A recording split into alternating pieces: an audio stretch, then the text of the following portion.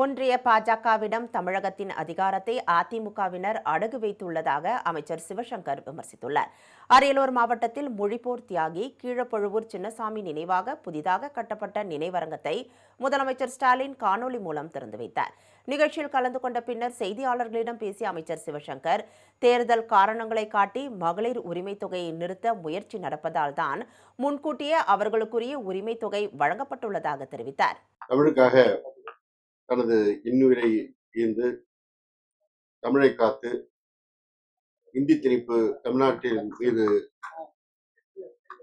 ஏவப்பட்ட நேரத்தில் தன்னை முதல் களப்பணியாக கொடுத்து இந்திய எதிர்ப்பு போரில் தமிழகத்தில் தீவிரப்படுத்தி இன்றைக்கு நாம் எல்லாம் தமிழ் மொழி பேசுவதற்கு, தமிழ் மொழி காக்கப்பட்டதற்கு காரணமாக இருந்த மறைந்த ஐயா கீழப்பழுவூர் சின்னசாமி அவருடைய நினைவிடம் அவர் சொந்த ஊரான கீழப்பழுவூரில் இன்றைக்கு கட்டப்பட்டு திறக்கப்பட்டிருக்கிறது.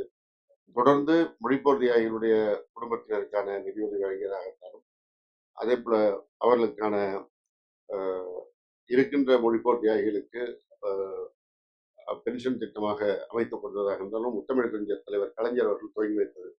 அவர் வழியிலே இடஒதுக்கீடும் வழங்கப்படுகிறது, கல்வி மற்றவற்றை. அவர் வழியிலே இன்றைக்கு மாண்புமிகு திராவிட மாடல் முதல்வர் அவர்கள் தொடர்ந்து அந்த மொழிப்போர் தியாகிகளுடைய நினைவை போற்றுகின்ற வகையில் பல்வேறு காரியங்களை செய்து வருகிறார்கள். கடந்த வீரவணக்க நாள் என்று சென்னை மாநகரத்திலே தாடமுத்து நடராசன் என்று தமிழ் மொழி போரிலே, இந்திய போரிலே உயிர் நீத்த அந்த தியாகிகளுக்கான மார்பளவு சிலையை திறந்து வைத்தார்கள். அந்த சிலை திறந்து வைக்கப்பட்டிருக்கின்ற அந்த அரசு கட்டிடம் என்பதும் முத்தமிழறிஞர் தலைவர் கலைஞர் அவர்கள் காலத்திலே கட்டப்பட்டு அவர்களது பெயர் அதற்கு சூட்டப்பட்டிருக்கிறது.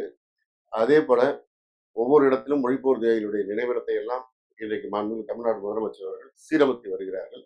அதே போன்று இன்றைக்கு நம்முடைய பகுதியிலும் மிக சிறப்பான முறையில் ஐயா கீழப்பழுவூர் சின்னசாமி அவர்கள் நினைவரங்கம் அமைக்கப்பட்டது. எனவே இன்றைக்கும் மொழிக்காக உயிர் நீத்தவர்களுடைய புகழை தூக்கி பிடிக்கின்ற வகையில், அவர்களுடைய சந்ததியினருக்கு துணை நிற்கின்ற வகையில் செயல்படுகின்ற அரசாக திராவிட முன்னேற்ற கழக தலைமையிலான தமிழ்நாடு முதலமைச்சர் அவர்கள் தலைமையிலான அரசு செயல்பட்டுக் கொண்டிருக்கிறது. திமுக தமிழ்நாடு முதலமைச்சர் தெளிவாக சொல்லியிருக்கிறாங்க, சில குறுக்குமதியாளர்கள் இந்த திட்டத்தை நீதிமன்றத்திற்கு சென்று தேர்தலை காரணம் காட்டி நிறுத்துவதற்கான முயற்சியில் இறங்கிய செய்தி வந்த காரணத்தினால் அதற்கு இடம் கொடுக்காமல் தேர்தல் நடவடிக்கைக்கு முன்பாக அவர்களுக்கான உரிமை தொகை வழங்கப்பட்டிருக்கிறது.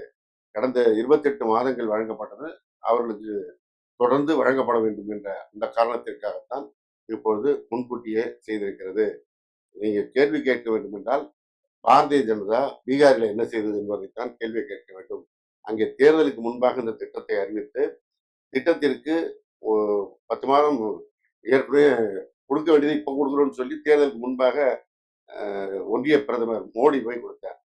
அவர்கள் தான் தேர்தலுக்காக செய்கிறார்கள். இதுவுமே அப்படி அவங்க இடம் கொடுத்த காரணத்தினால்தான் தமிழ்நாட்டு மக்கள் எதிர்க்கின்ற நீட் தேர்வு இங்கே திணிக்கப்பட்டிருக்கிறது. அப்படி அவர்கள் மோடியை ஆட்சி செய்ய அவர்கள் மீது சவாரி செய்ய அனுமதித்த காரணத்தால்தான் உதயமின் திட்டம் இன்றைக்கு மின்சார கட்டணத்தை கட்டுப்படுத்த முடியாமல் அதிமுக கொண்டு வந்து சேர்த்தது. இப்படி ஒவ்வொரு துறையிலும் ஒன்றிய அரசிற்கு திறந்து விட்டு விட்டார்கள். தமிழ்நாட்டு அதிகாரத்தை அவர்களிடத்தில் அடகு வைத்து விட்டார்கள். எனவே அது போன்று நடக்கக்கூடாது என்பதுதான் தமிழ்நாடு முதலமைச்சர் அவர்கள் தொடர்ந்து சொல்லி வருகிறார்கள். அதை இன்னைக்கு திண்டுக்கல் சீனிவாசன் அவரே ஒப்புதல் வாக்குமூலம் கொடுத்திருக்கிறார். எதிர்காலத்தில் அமைப்பதற்கு நடவடிக்கை எடுக்கப்படும்.